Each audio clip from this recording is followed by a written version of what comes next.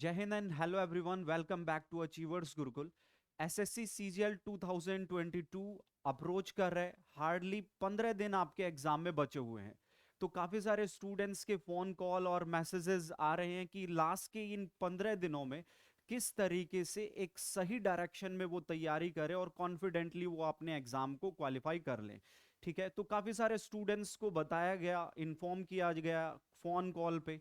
तो मैंने सोचा कि चलो क्यों ना एक वीडियो एक डिजाइन कर देते हैं जिससे कि सभी स्टूडेंट्स को बेनिफिट हो जाए। देखो दोस्त, होता क्या है ना कि जब जब आपका एग्जाम अप्रोच करता है, एक महीना पहले एग्जाम से या 15 दिन पहले, स्टूडेंट्स इस टाइम पे थोड़ा सा डिमोटिवेटेड फील करता ही है। ठीक है, होते क्या क्या सिम्टम्स हैं यहाँ पे कि मान लो जो है उसकी एक्सपेक्टेशंस के हिसाब से यदि उसको आउटपुट ना मिल रही हो। ठीक है, किसी मॉक में उसके नंबर जो है कम हो जाते हैं, इतना इंप्रूवमेंट नहीं हो रहा हो। ठीक है, अच्छे से स्टडी प्लान नहीं कर पा रहा हो, अपना रूटीन प्लान नहीं कर पा रहा हो, तो थोड़ा सा वो डिमोटिवेटेड रहता है। और ये लाजमी है, ये होता है, पहले भी हुआ है और शायद आगे भी ऐसा होता रहेगा। तो ऐसे टाइम पे एक सही स्ट्रेटजी, कौन कौन सी वो गलतियां हैं, मिसकंसेप्शंस हैं जिनको आप ना करें, जिससे आप, यदि जो बातें मैं अभी आप लोगों को बताऊंगा यदि आप फॉलो करते हैं, तो नो डाउट आप में से, ये समझ लो कि एक 10 ईयर्स से मैं टीच कर रहा हूं, तो उस दौरान हजारों स्टूडेंट्स को ये बातें बताई गई और बेशक इसका एक हमेशा पॉजिटिव रिजल्ट आया है। बहुत सारे स्टूडेंट सेलेक्ट हुए। तो आप सभी भी इन गलतियों को ना करें। क्या क्या दिक्कतें हैं, मॉक लगाते हैं तो मॉक में कितने मॉक लगाने हैं, कैसे मॉक लगाना है, एनालिसिस करके बहुत बातें होती हैं, कैसे एनालाइज करना है खुद जो मॉक लगा रहे हैं, वो सब बातें हम आज की इस वीडियो में जानेंगे। छोटी सी वीडियो है तो पूरी वीडियो को देखें, और इसको यदि आप अप्लाई करोगे, जो स्टूडेंट अप्लाई कर लेता है, ये तय है, यदि उसका अच्छे से उसने अपना सिलेबस पूरा कर लिया, उसके कॉन्सेप्ट अच्छे हैं, ठीक है, तो ये गारंटी है कि काफी सारे स्टूडेंट्स को इस वीडियो से बेनिफिट होने वाला है। राइट। तो सबसे पहली कंडीशन क्या होनी चाहिए जो मैं अभी बताऊंगा इसके लिए, कि आपका आपका सिलेबस कंप्लीट हो चुका हो। ठीक है, आपने अपने कॉन्सेप्ट्स अच्छे से तैयार कर लिए हों। ठीक है, और 15 दिन पहले या 20 दिन पहले, ये वो टाइम तो कतई नहीं होता कि आप जो है अलग अलग सब्जेक्ट, इंग्लिश, मैथ्स, रीजनिंग और जीएस में आपने रिसर्च तो कतई नहीं करनी है, नया बिल्कुल नहीं पढ़ना है। अब यदि इस पॉइंट ऑफ टाइम पे यदि कोई आपके मार्क्स बढ़ा सकता है, तो ये तय है, सिर्फ और सिर्फ अच्छे तरीके से सही डायरेक्शन में मेहनत और ईमानदारी के साथ यदि आप हर रोज एक मॉक लगाते हैं और उसको अच्छे से एनालाइज करते हैं। एनालाइज कैसे करना है, एनालिसिस कैसे करना है, वो सब मैं आपको बताऊंगा। यदि आपने हर रोज एक मॉक लगाया है, उसको अच्छे से उसका एनालिसिस किया है, तरीका क्या है अभी बताऊंगा मैं आप लोगों को, तो बहुत अच्छी आउटपुट आपको मिलेगी। और जो मार्क्स आपके रुके हुए हैं, ठीक है, इन 15 दिनों में आप नो डाउट जो है 30 to 50 मार्क्स आप अपने इंक्रीज कर सकते हैं, ये रियलिटी है। तो क्या रहेगा वो तरीका, पैटर्न आप लोगों के सामने, ये रही स्लाइड। देखो, कोई भी जनरल स्टूडेंट जब जब एग्जाम देता है, ठीक है, मान लो मैं कोई मॉक लगा रहा हूं, तो 3 तरीके के क्वेश्चंस बेशक मेरे सामने होते हैं। ठीक है, बहुत सारे क्वेश्चंस मैं देखता हूं। ठीक है, 100 क्वेश्चंस में से काफी सारे क्वेश्चंस ऐसे होंगे जो मैंने जो है सोल्व कर दिए, राइट, मेरे ठीक हो गए क्वेश्चंस। कुछ ऐसे क्वेश्चंस होते हैं जब हम मॉक दे रहे होते हैं जो हमारे बेशक गलत हो जाते हैं, आप नहीं कर पाते हो, वजह हम जानेंगे क्या क्या वजह हो सकती हैं।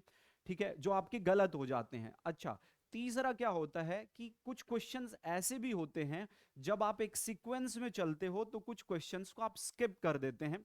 स्किप करने की कई वजह होती हैं, वो भी हम डिस्कस करेंगे। तो कैसे एक मॉक आपने हर रोज देना है, कंप्लीट मॉक, जिसमें आपके चारों सब्जेक्ट हैं। ठीक है, एक मॉक देने के बाद अब आपका पूरा का पूरा टाइम सारा उसको एक सिस्टमैटिकली एनालाइज करने में जाना चाहिए। कैसे सर, वो देखें। जैसे मैंने कहा कि कुछ क्वेश्चंस आपके ऐसे होंगे बेशक जो आपके राइट होंगे, जो आपने सही कर दिए, लेकिन देखो, किसी क्वेश्चन के सही होने की दो वजह होती हैं दोस्त। दोनों वजह क्या हैं?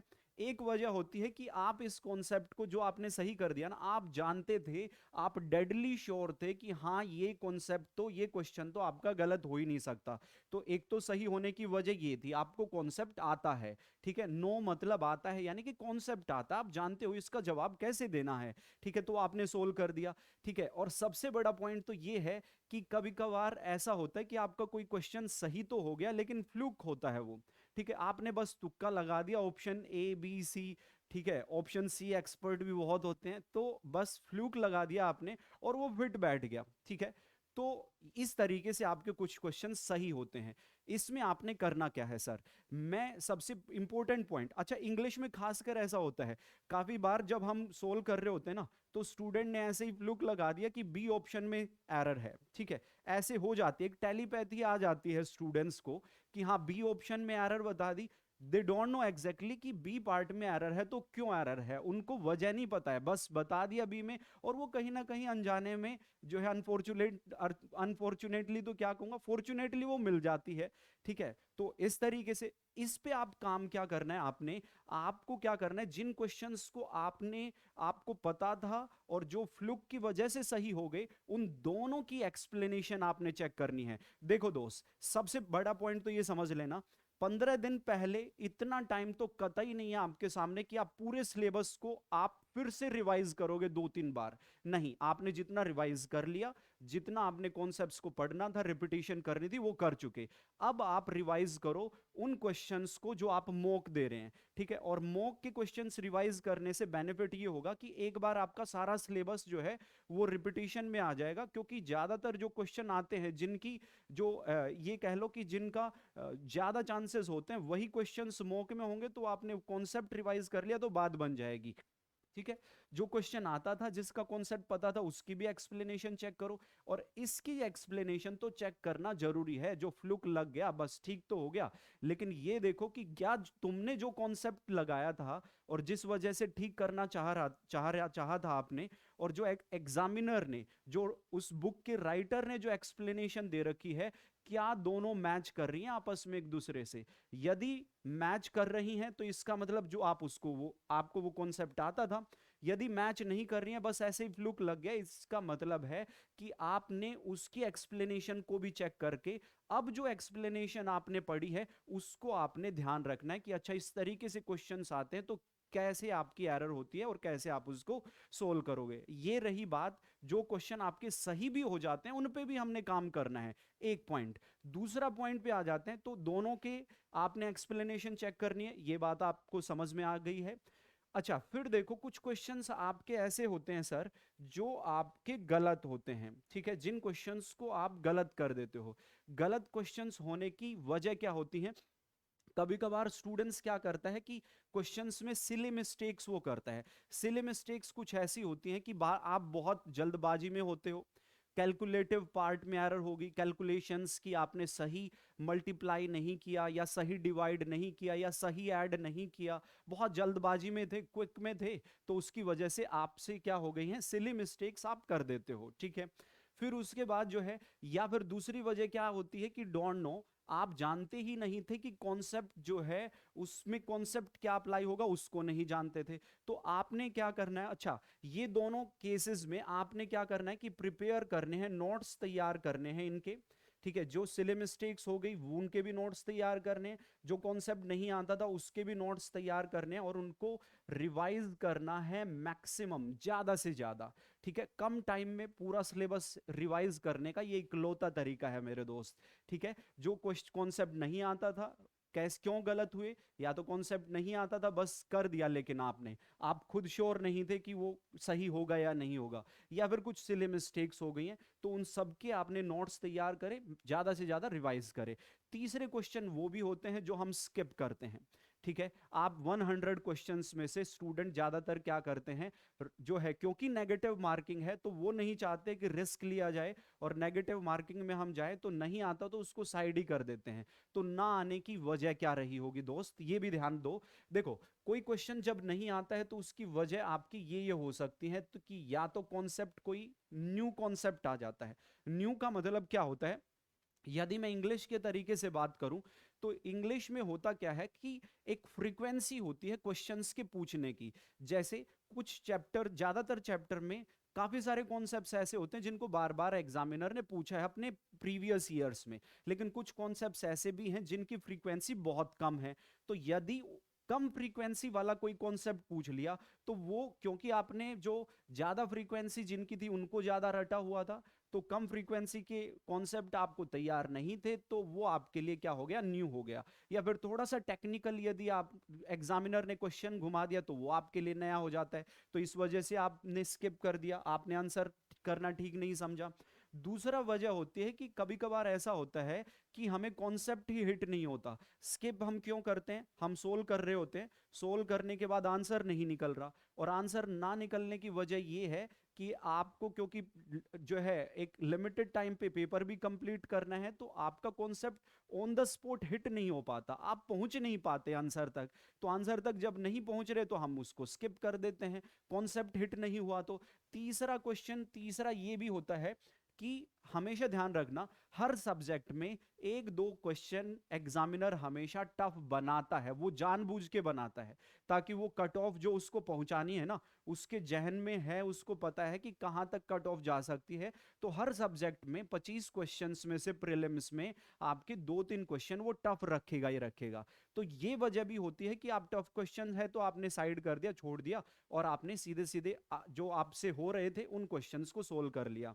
तो जो स्किप करते हैं ना, ठीक है, जब आप मॉक देते हो, जिन क्वेश्चंस को आप स्किप करोगे, आपने उनके भी क्या करने हैं, नोट्स तैयार करने हैं। न्यू था तो क्या न्यू कॉन्सेप्ट था, कॉन्सेप्ट हिट नहीं हुआ तो उसका कॉन्सेप्ट क्या था, प्रिपेयर करो नोट्स। टफ था तो उसके नोट्स तैयार कर लो, और इन दोनों के नोट्स तैयार करने के बाद उनको ज्यादा से ज्यादा आप रिवाइज करें। एक दिन में यही काम होगा सिर्फ, और कोई अब अलग से काम नहीं होना है। नया मत पढ़ें, ठीक है, नए को बिल्कुल भी ना जाएं, राइट। और रिवाइज, सिलेबस भी रिवाइज करना है तो इसी पैटर्न से जो ये नोट्स तैयार करोगे ना, ठीक है, यही इकलौता तरीका है जो लास्ट 15 दिनों में आपके जो है 30-40 नंबर बढ़ सकते हैं। तो इसके अलावा कोई दूसरा तरीका नहीं होगा। यदि अभी आप रिसर्च करने पे चले, ठीक है, नया चैप्टर जो आपको कतई नहीं आता था वो पूरा चैप्टर करने पे चले, तो बात बनने वाली है नहीं, ठीक है। तो आपने नोट्स तैयार कर लेने और उनको बार बार रिवाइज करना है। कर क्या सकते हो, थोड़ा सा अपनी स्पीड पे ध्यान दे सकते हो इस टाइम पे। कैलकुलेशन जो आपकी है वो थोड़ा सा उसको फास्ट कर सकते हो, कैलकुलेशन पे वर्क कर सकते हो, ठीक है। और थोड़ा सा जो है कुछ चीजें रिवाइज, लाइक करंट अफेयर्स और जीएस वगैरह, एक क्विक रिव्यू कर सकते हो, उसका क्विक रिवाइज कर सकते हो, बस इतना ही कर सकते हो। एक दिन में आप इसी को जो है जितना ज्यादा आप इनको अच्छे से तैयार करके उनको बार बार रिवाइज करोगे, मैक्सिमम आउटपुट आप लोगों की आ जाएगी, ठीक है। अब कुछ स्टूडेंट्स को रहता है कि जब वो पेपर देते हैं या फिर इस दौरान जो तैयारी कर रहे हैं स्टूडेंट्स, अलग अलग टीचर बताता है कि 1 घंटा ये पढ़ो, 2 घंटा फिर मैथ पढ़ो, 2 घंटा फिर इंग्लिश पढ़ो, ठीक है। देखो, मेरा मानना है कि ये सारी की सारी बातें डिपेंड करती हैं स्टूडेंट पे, एक स्टूडेंट को किस तरीके से पढ़ने की आदत है। यदि किसी स्टूडेंट को सुबह जल्दी उठ के पढ़ने की आदत ही नहीं है, वो कभी पढ़ा ही नहीं, तो वो सुबह जल्दी उठ के पढ़ नहीं सकता।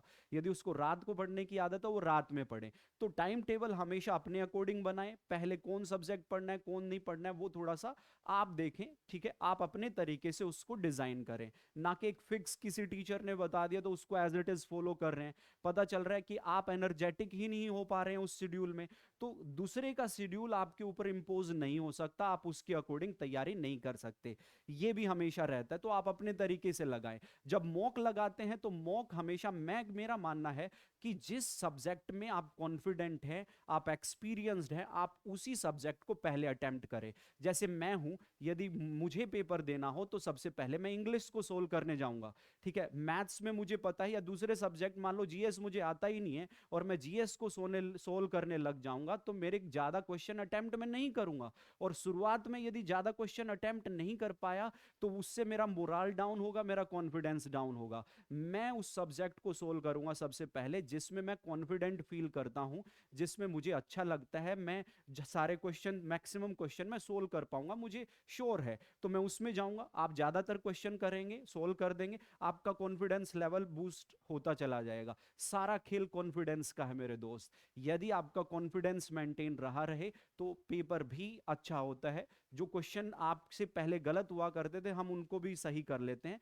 कॉन्फिडेंस का खेल है। तो आप देखें आपका अच्छा सब्जेक्ट कौन सा है, आप कॉन्फिडेंट किस में है, आप पहले उसको सोल्व करें और फिर इस तरीके से लेवल बढ़ाते चले जाएं। सबसे इजी जो आपके लिए है वो, ठीक है, सबसे कॉन्फिडेंट जिसमें है, फिर उसके बाद और फिर उसके बाद और फिर लास्ट में जो आपको परेशान करता है जो सब्जेक्ट, उसी को आप देखें। नो मैटर कि कौन सा कैलकुलेटिव है नहीं है, कम टाइम में जो होता है वो मायने नहीं रखती है। तो ये सब चीजें हैं मॉक में सबसे मेन इंपॉर्टेंट। जब भी आप मॉक देते हो तो कोई क्वेश्चन सही हुआ है तो उसका वजह देखनी है। जो क्वेश्चन आपसे फ्लुक तुक्के से सही हो गया उसकी भी एक्सप्लेनेशन देखनी है। जो राइटर ने एक्सप्लेनेशन देनी दे रखी होगी, एक्सप्लेनेशन को माइंड में फिट करना है ताकि आगे से यदि उस तरीके का क्वेश्चन आए तो आप फ्लुक ना लगाओ, आप कॉन्फिडेंस के साथ डील करो। एक चीज, जो क्वेश्चन गलत होते हैं या तो कॉन्सेप्ट नहीं आता था या तो सिले मिस्टेक्स हो गई, उसके नोट्स बनाओ। नोट्स को बार बार तैयार करो ताकि आगे से सिले मिस्टेक ना हो और कॉन्सेप्ट वो आपको पता चल चुका हो। तीसरी वजह, जो स्किप कर रहे थे, नया कॉन्सेप्ट है तो वो आपने नोट कर लिया, प्रिपेयर कर लिया, ठीक है। उसके अलावा कॉन्सेप्ट हिट नहीं हुआ तो वो आपने कॉन्सेप्ट समझ लिया कि हाँ इस तरीके से आता है तो ऐसे डील करोगे। टफ क्वेश्चन था तो उसके नोट्स आपने बना लिए, उसको बार बार रिवाइज करते रहो, बार बार रिवाइज करते रहो। नई रिसर्च ना करें, ठीक है, ज्यादा से ज्यादा इसी पैटर्न पे वर्क करें।